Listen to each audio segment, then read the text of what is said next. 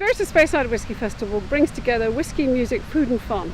It gives people who want to know about whisky the opportunity to really experience the passion that the people who make the whisky put into it, and to enjoy it, to find out so much about it, to see behind the scenes into distilleries which are not normally open to the public, to have extra special events happening in distilleries which are open to the public, and to experience whiskies in lots of different ways.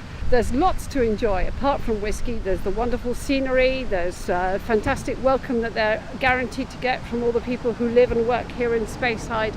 And of course there are a whole lot of extra special events that everyone has been laying on just for their benefit over the course of the weekend. Dinners, tastings, walks, canoe trips, you name it. Plus, the International Women of Whisky Day is on Saturday the 3rd of May, and based in the village of Abelard at the Abelard Hotel, a whole series of musical events, the Spirit of Speyside sessions, which are happening especially this year for the first time, which will bring musical events happening in Abelard, Dufftown, Elgin, Aviemore and other areas, Granton-on-Spey, so that they can really enjoy some top-class musicians performing in small venues and enjoy the music.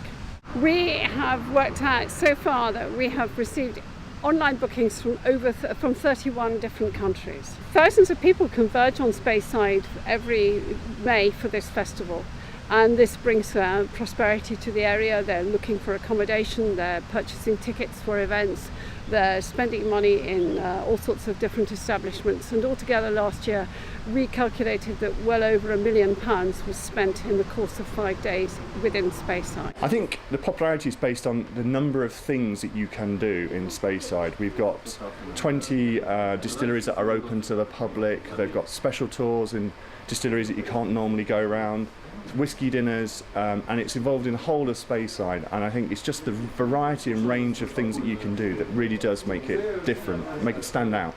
It's just meeting people who are enthusiastic about whisky, or in fact actually helping people become even more enthusiastic about whisky, showing them different things that they've never seen before. That's what's special. We get visitors from across the world. I've seen ticket sales for this festival going to Malaysia, going to Korea, America and Manchester. We get everybody coming from across the world here. It's brilliant. We just arrived late last night, so we're going to head to do some tasting and a tour. I mean, this is completely new to me. I haven't been a big whiskey drinker in the past, so just like seeing how it's made, the differences between the distilleries, the different flavors. So I'm interested to check it all out.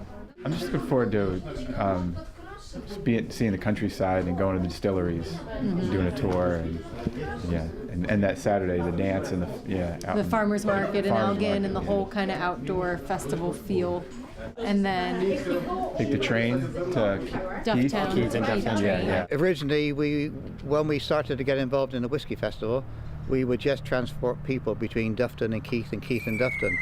And then we really wanted to help out and get involved with the festival, so we started arranging distillery tours. So we run trains from Dufftown to Keith, and people were going to do a Strathisla tour, and from Keith to Dufftown, where they have lunch at the station and then go around to Glenfiddich.